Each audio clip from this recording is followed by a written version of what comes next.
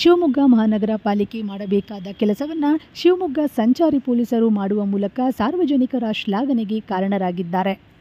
ಹೌದು, Shivamogga smart city ಯೋಜನೆಯಡಿ ಸವರ್ಲೈನ್ ರಸ್ತೆಯಲ್ಲಿ ವಾಹನಗಳ ಪಾರ್ಕಿಂಗ್ಗಾಗಿ ಕನ್ಸರ್ವೆನ್ಸಿಗಳನ್ನು ನಿರ್ಮಾಣ ಮಾಡಲಾಗಿತ್ತು.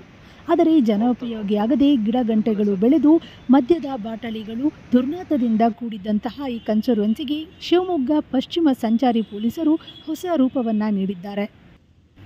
ಎಲ್ಲೆಂದರಲ್ಲಿ ಅಡ್ಡಾದಿಡ್ಡಿ ಪಾರ್ಕಿಂಗ್ ಮಾಡ್ತಾ ಇದ್ದಂತಹ ವಾಹನ ಸವಾರರಿಗೆ ಇದೀಗ ಟ್ರಾಫಿಕ್ ಪೊಲೀಸರು ಜಾಗ ಮಾಡಿಕೊಟ್ಟಿದ್ದಾರೆ. ಪೊಲೀಸರ ಈ ಕಾರ್ಯಕ್ಕೆ ಸಾರ್ವಜನಿಕ ವಲಯದಲ್ಲಿ ಮೆಚ್ಚುಗೆ ವ್ಯಕ್ತವಾಗಿದೆ.